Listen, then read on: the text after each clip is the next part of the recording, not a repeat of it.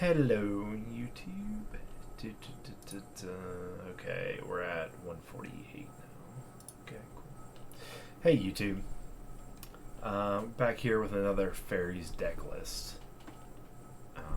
Decktech deck list that we're going through now. We're going to start with a tempo list, and we're going to go through and evaluate all the cards, choices of why I chose them. Playing new cards from the new set, March of Machines, and also going into the whys in the deeper parts of why these cards are good and efficient in the format today. So, first of all, we'll start with the lands. We have Creeping Tar Pit here. It's a 3/2, unblockable.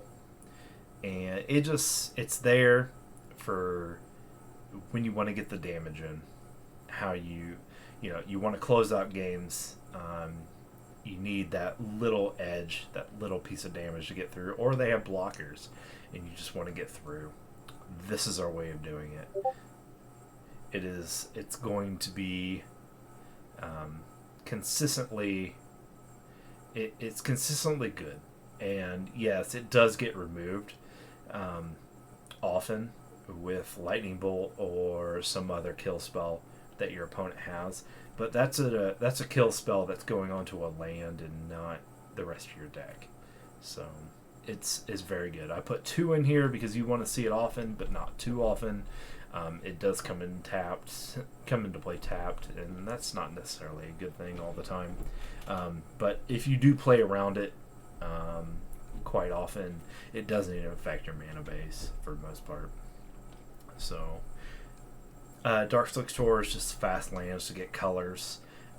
Something new, Greer Reach Sanitarium, I think it's Geir. So we'll get into this card later, and how it's very good with some newer cards in our list. And then we have basic fetches. We play Misty Rainforest and Polluted Deltas. Everyone knows that. Ardawara, Soaring City. This is here mostly to get cards with protection out. It's a free bounce for basically almost anything on the board for 4 mana. Or in case you have a Vending Click on the board, then it costs 3 mana, which is very nice and can come in handy sometimes as well. We'll play one of them because they're a legendary land. So, and then plenty of basics as well as some duels and a filter land that helps us with the double black in our sideboard. So Opt is there. It could be considered. I play Opt for personal preference. We are playing Snapcaster Mage, so Consider is definitely an option here. You choose whatever you wish to do as a cantrip. We play 2 Opts, 2 cantrips here to make up for 22 land. So we want that extra card draw. Sometimes it helps. Sometimes it'll help us find that extra land. Most of the time that's what we're searching for. Or it's in game and we need something else. Like the Opt is nice to get to something else, but we need to filter through our deck a little bit. And then we have Snare. Still the danger of all 2 drops with Ren 6. And we have what's it called? Like Stoneforge Mystic. We have these Expressive Iteration. We have all these huge bombs at the 2 slot. Spell Snare takes care of all that. It keeps them off counter spell as well. Any kind of counter isn't going to get through it. The bad thing is it doesn't hit things like Spell Pierce. It doesn't hit things like Force Negation or anything like that. But it fits its slot and fits its role very, very well. Also, if you notice, we're playing subtlety, and we can then pitch the spell snares if they're unneeded to our subtleties, and then in the sideboard force a negation as well. So having a dead card in our hand isn't always bad, especially when you have other uses for that card. For Fatal Push should be straightforward. We want to get rid of creatures quite quickly and cheaply.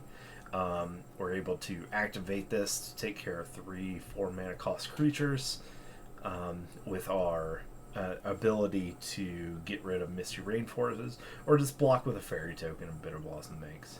So this list is incorporating 2 Thoughtseizes, even though Thoughtseizes is considered rather weak in the format currently, because of Murktide and Obnoth and Elementals. They're drawing. Basically, the format has turned into this. I'm going to draw my entire deck or half my deck in the first 8 turns of the game. If you really notice that Murktide comes out, and they do nothing but cantrip off of Dragon Rage Channeler and everything that they have, they're really churning and just going through their deck like crazy. And it's very easy that they've seen 25 cards in the first 6 turns of the game, and maybe 30 by turn 8. That is an immaculate way of getting through to the things you need to win the game.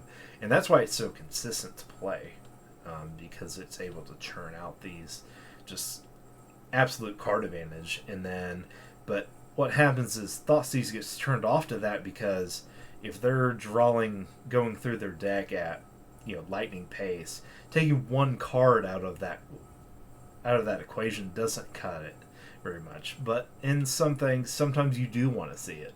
Maybe not against those decks, so it does come out to the Murktide matchup in lieu of something else that is more relevant, like Graveyard Hate or something like that. Extra counter.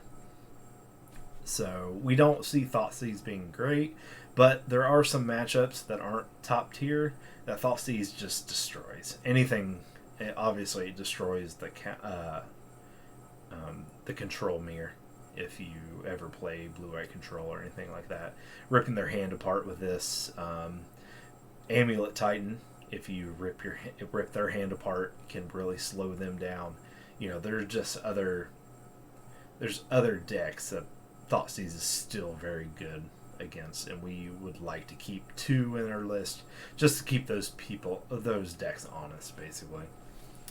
So, and then Snapcaster Mage, we have moved basically down to 3 of Snappy.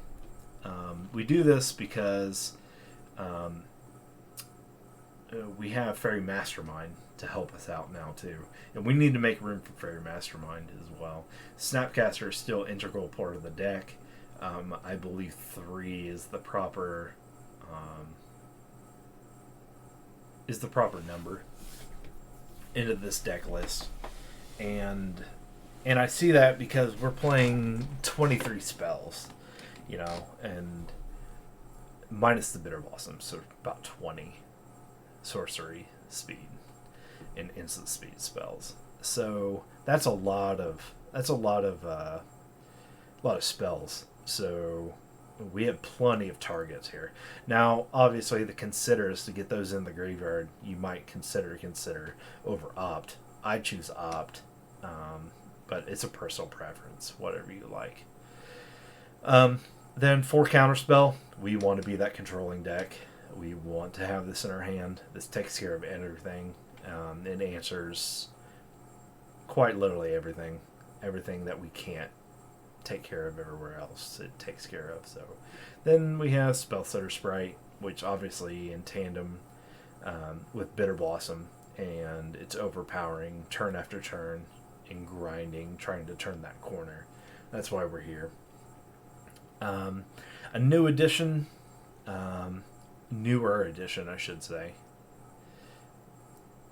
So, yeah, Roadkill. Yeah, I'm doing the Decktech right now. So, the So a new addition to the ladder set of Phyrexial's one is Sheolred's Edict. And this card does something very, very niche that no other black card really takes care of effectively and efficiently as any other type of removal.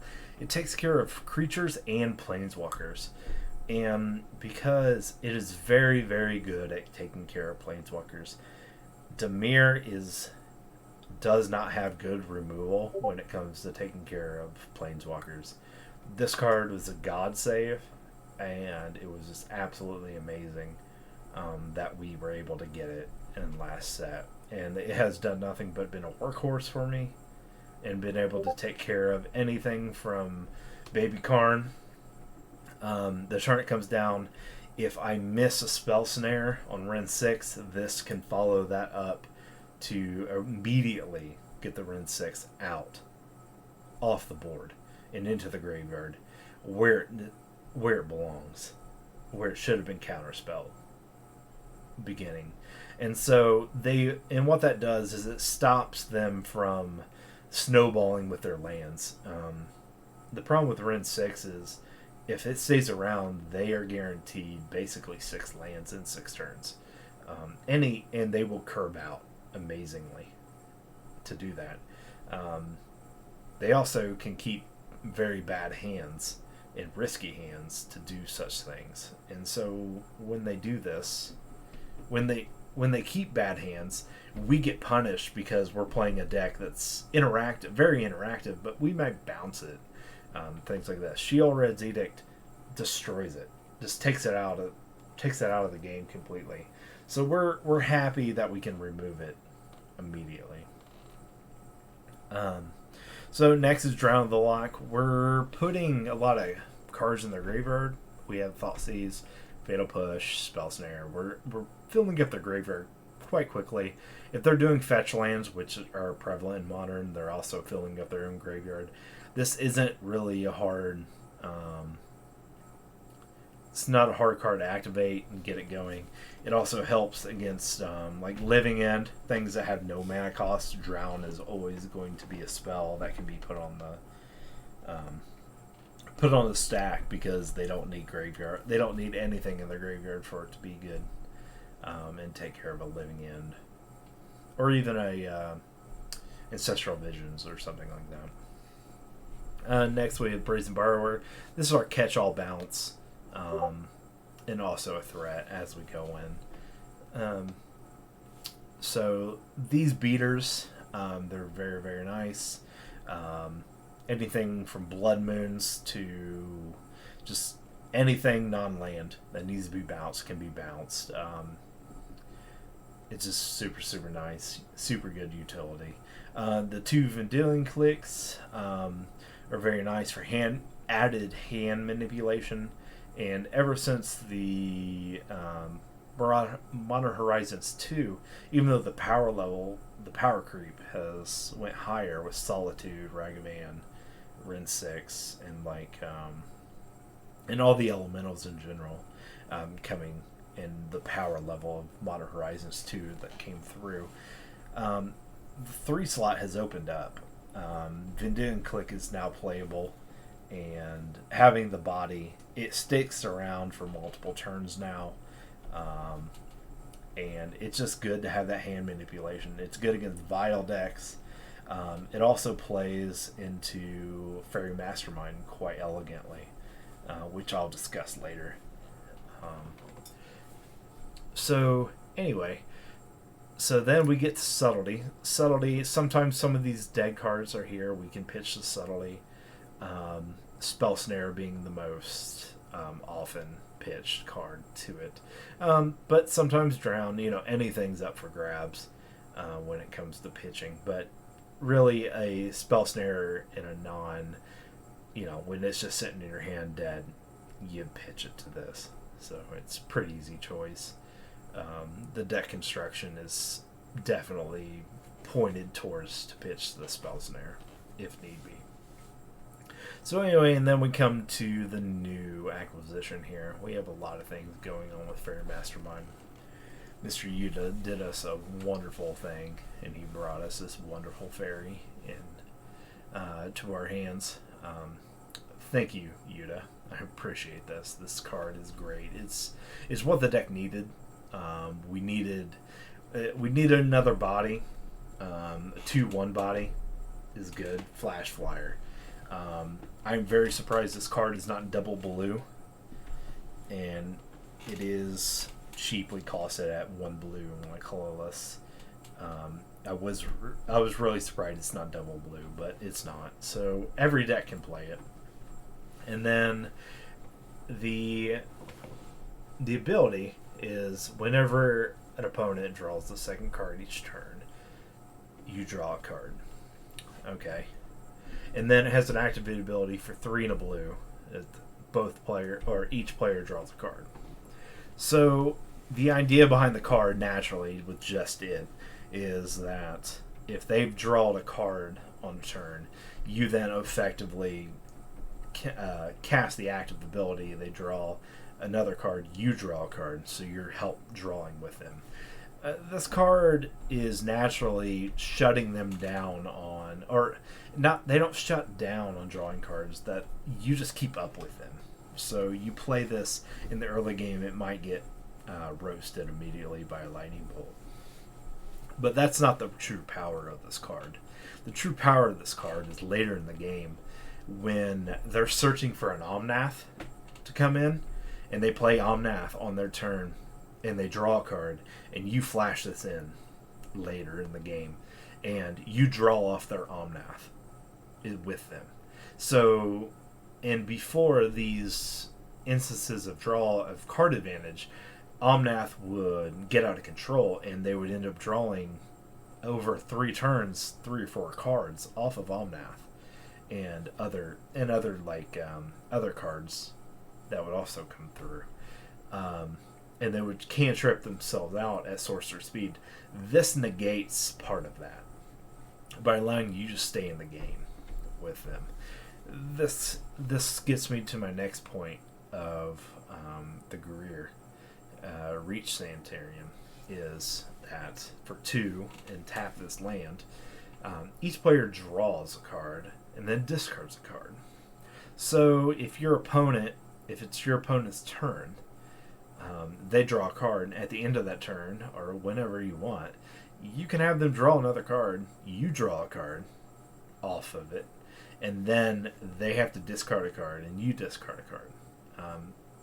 So, if you have card advantage, you're just going to slightly get more and more card advantage off of this, because you're going to start drawing 2 cards to their 1, because you will also have drawn off the activation of this for the initial activation, and then you would proc off of the Faerie token as well. And we're trying to take advantage as many times as we can off of Faerie Mastermind's passive as we can. The other interaction that is very, very important here is Vendilion Click. If you Vendilion Click at the end of their turn and have a Faerie Mastermind up, and you choose to take something out of their hand and put it on the bottom of their library, and they draw again, you will then draw off of Faerie Mastermind. It is very important. This is a very important reaction or interaction to understand, and when you can't do it. You obviously want to play safe, but because V-Click can get blown out, you don't always want that to happen. But the fact that you will draw off of you will take their best card out of your opponent's hand, and they will draw a random card in that place, but then you draw a card too on top of that. That is very, very powerful. So the card might as well say, take their best card, and then both players draw. Like, it might as well just say that, because it's a wonderful interaction. It's very powerful. I would play more V-Clicks in my deck list if I could permit it, but I think 2 is the right amount. If you do some testing, let me know. If you like these Decktech videos, definitely hit a like on the video. Say in the comments what you like and what you dislike about my discussions here about deck techs and things like that. It's definitely helpful, helps channel grow, and I'm here to interact with the community as well. So with talking about all of this, Faerie Mastermind's biggest help to the entire list is the fact that it's a 2-1 beater. It gets in there twice, and it closes out games when we would stall out and do nothing, and that's really nice. So I think people will find that the extra 4 damage that this thing does over 2 turns is relevant in the long run, because if you look at that, that's 1 less Creeping Tar Pit activation, that's 1 less Brazen Borrower attack, that's 1 less Snapcaster attack. You know, you're bringing back the turns, and the less turns that they're alive, obviously, is the better thing. But you can turn the corner harder, you can turn it faster, and you end the game faster after turning the corner, which is really, really what Faeries does. So ends the game very quickly, and it used to be that way until, you know, we didn't get much going on for years and years and years, and then we would stall out. Well, Faerie Mastermind fills that void, and we're able to close out games faster, and that's why this deck is powerful, and this is why this deck is, in my opinion, just it does everything that it needs to do to win tournaments. So I would definitely take this 75 to a tournament and play it and expect to do well. Definitely above 500, if not top 8. So we can discuss Sideboard next. Sideboard didn't change a lot because what sideboards for us, we need things that have stable problems, and there's a lot of cards that deal with those problems effectively with our mana base, with the evolving meta as well. But the meta didn't change a whole lot. Morningtide's still up top. So we have low to the ground things, but wide decks. We have Engineer Explosives that we can put that on 0, 1, 2, or 3.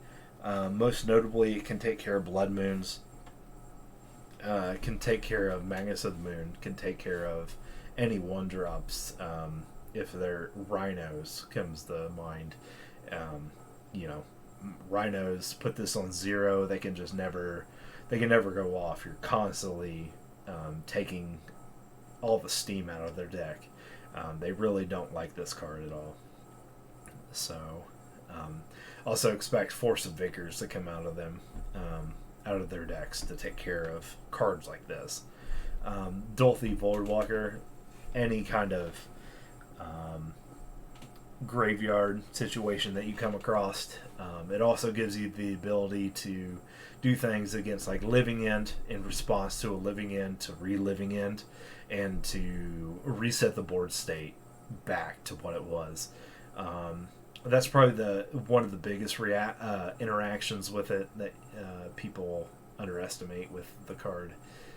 It also is the 3/2 beater unblockable, other than to shadow creatures. So it's helping us get us there faster. And against a deck like most decks that have graveyard strategies, they want to be fast. They scam, for instance. They want to work out the graveyard quickly. Persist. They want to get that Archon of Cruelty out now. So, you know, we're talking about those kind of decks that don't want to sit around very long, and they're not playing a whole lot of interaction. They might be playing a few bolts, maybe a couple fatal pushes, but you're not really seeing a whole lot of interaction from those decks. They want to do their thing. They want to goldfish. They want to put 8 power on the board with a Grief and a Fury, and they want to turn them sideways and beat us. This slows them down, if not stops them, until they can get rid of this. So it's just an answer they have to answer, and if they don't, they lose the game. It's very simple. Shield Red's Edict. We see 2 more on the board. When I said this thing takes care of Planeswalkers, it takes care of Planeswalkers. And the deck struggles with planeswalkers in a lot of way, and now it doesn't.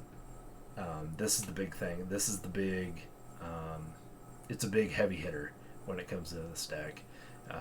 Takes care of Teferi 3, Teferi 5. It takes care of Jace the Mind Sculptor, Baby Karn, Big Karn. It also takes care of really big creatures of Tron. It takes care of Olimog, Cecil's Hunger. It takes care of Murktide. Takes care of, and you're not even mad to spend this to take care of something like a DRC or a Ragavan. You're not ever. It's never a bad feeling to get rid of those cards because there's so many targets for it. So even if it misses and hits something else, because it's an edict, so you don't always get the chance to choose what goes to the graveyard. You're never that sad about it sometimes. Now, if they flash in something and sack something you didn't know about with an Ambush Viper or something like that, sure, you get that. That happens with all edicts. But in this format, there's so much value on the table that you rarely miss. You really, really do. So, and next is good old Force of Negation. This is just more counterspell. We're doing more of what we do best with less resources. We're pitching cards, Spell Snare especially, because we need it. There's some decks that just do too much for too little, and Force of Negation narrows that gap, basically, between those decks and us. We want decks to play fair. They don't want to play fair. We're in that mindset. Force of Negation also takes care of Planeswalkers and other things like creativity and things like that. Speaking of creativity, I have also added two change the equations. It's wonderful for basically green decks, endurance especially, creativity, anything big and red. Blood Moon. This takes care of Blood Moon. This takes care of Magnus of Moon. There's a lot of hate cards for 3 or 4 mana. Chandra, Koth, but also has the ability to take care of counter spells and counter wars. Okay, this card can take care of the Spell Pierce. This can take care of all the 1 mana things and 2 mana things and 0 mana things that other cards don't really can take care of. It can get a Ragavan. It hits so many cards and then comes in to take care of your mid-range green decks like Omnath and Elementals. It takes care of these cards in these mid-range decks that just sit there and they just gain value over time, and where we would be stuck with Aether Gust, which obviously right above that we have Aether Gust, we deal with it, and Aether Gust is really nice because it gets through uncounterable spells. I'm looking at you like Veil of Summer. Yeah, that's a card that sucks. But also, talking about Veil of Summer a little bit, Shield Red Deck gets around that Veil of Summer. We don't have to worry about that. That's another big reason why Shield Red Deck is very, very good. But also Aether Gust as well. You can get around uncounterable things or hexproof things. So, or mostly uncounterable because hexproof isn't going to allow it. I'm sorry, I misspoke there. And then we have a 1 of Roman's Vortex. This is just cheap interaction. This comes in sometimes just to bounce something to put them back a turn, and that's it. It's just 1 of, and the kicker here is overwhelming and underrated in my opinion. Yes, it is 4 mana, but if there was if I could play a 5th She-Ra's Edict in place of this, I would. Let's say that. Or a 5th Fatal Push, I would. But the fact is that does not exist, and I think in the current meta, Road's Vortex is nice with the amount of tokens that are coming out. This is very nice. the amount of tap out strategies for elementals or anything like that, just to get it off the board and get back, and then kind of reset them.